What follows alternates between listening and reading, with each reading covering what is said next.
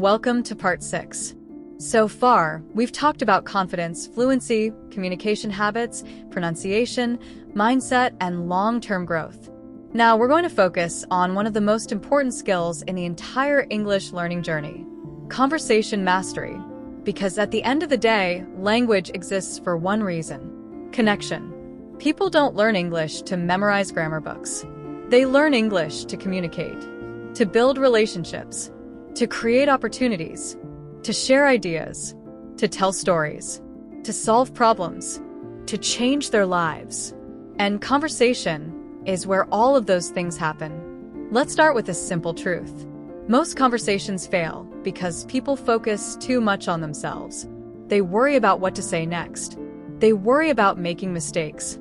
They worry about sounding intelligent. Meanwhile, great conversationalists focus on the other person. They're curious. They're interested. They're engaged. And curiosity is one of the most powerful communication tools you'll ever develop. Imagine meeting someone new. Instead of asking, "What do you do?" you could ask, "What's the most interesting part of your work?" Notice the difference. The first question often produces a short answer. The second question invites a story. And stories create conversations. One of the fastest ways to become a better English speaker is becoming a better listener. Many people think listening is passive. Actually, effective listening is active. Active listeners look for opportunities. They notice details.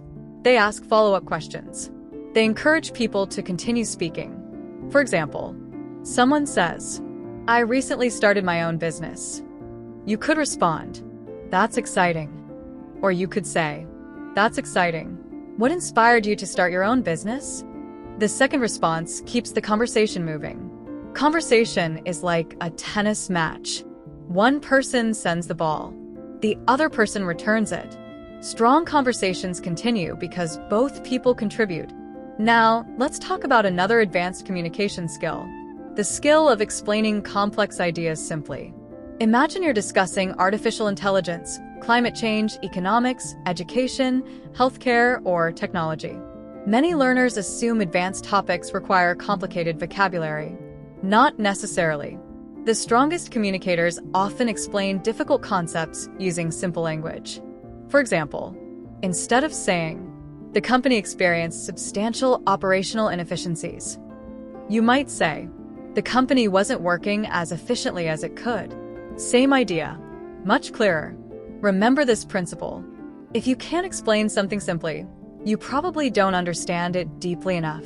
Clarity is power. Now, let's explore something that advanced learners often overlook: conversation transitions. A transition helps you move naturally from one topic to another. Without transitions, conversations feel disconnected. Here are some useful examples. That reminds me of something interesting. Speaking of travel, on a related note, that actually connects to another point. By the way, these small phrases help conversations flow naturally. Native speakers use them constantly. Mastering transitions can make your English sound dramatically more natural. Now, let's discuss confidence in group conversations. Many learners feel comfortable speaking one-on-one, but when several people join the discussion, confidence disappears.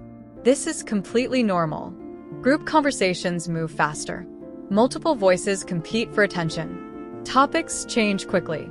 One strategy that works extremely well is preparing contribution phrases. For example, "I'd like to add something." "That's an interesting point." "I agree for a different reason." From my experience. Another perspective might be, instead of waiting for the perfect moment, you create your own moment. Now, let's discuss an advanced fluency habit: conversation journaling. After every meaningful English conversation, spend 2 minutes reflecting. Ask yourself, what went well? What vocabulary did I use successfully?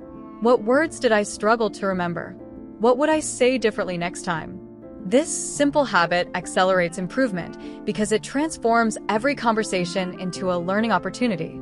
Successful learners don't just practice. They reflect, and reflection creates growth. Now, let's talk about one of the biggest fears English learners face: the fear of being judged. Let's be honest. Almost everyone worries about this at some point. You worry about your accent. You worry about mistakes. You worry about sounding less intelligent. But here's something important to remember. Most people are far more focused on themselves than on your mistakes. They're thinking about their own problems, their own responsibilities, their own insecurities.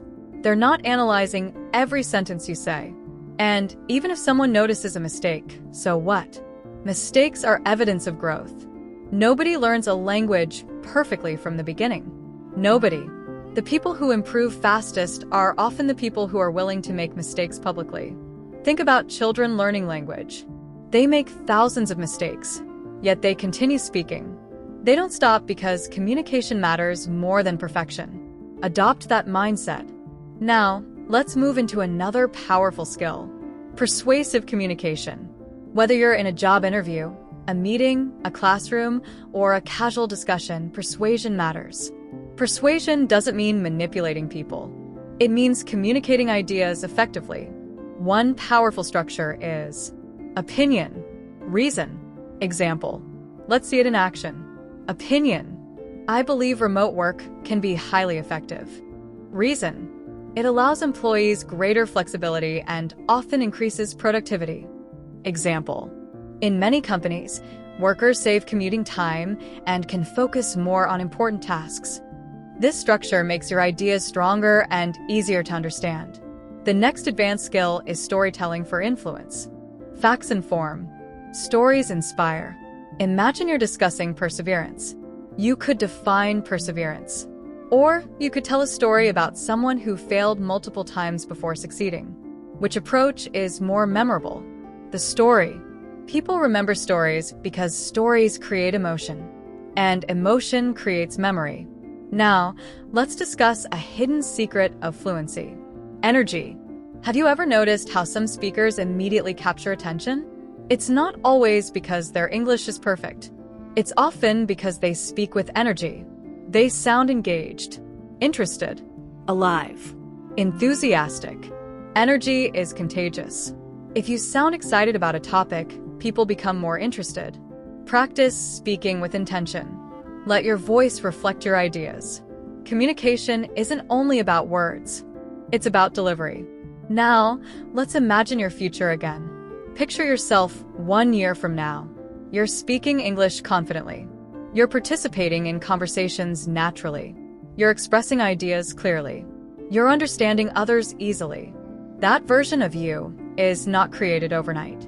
It's created through daily choices, daily reading, daily listening, daily speaking, daily effort. The future you want is built by the habits you practice today. Never forget that. Before we finish this section, I want to remind you of something important. You are capable of far more than you think. Every fluent speaker once struggled. Every confident communicator once felt nervous. Every successful learner once felt overwhelmed. What separated them wasn't talent. It was persistence. They continued. And so will you. Keep speaking. Keep practicing. Keep challenging yourself. Keep believing in your progress. Because every conversation is making you stronger. And in part 7, we're going to explore one of the most transformative skills of all: how to think directly in English without translating, and how to train your brain to process English naturally and automatically. That's where fluency starts to feel effortless.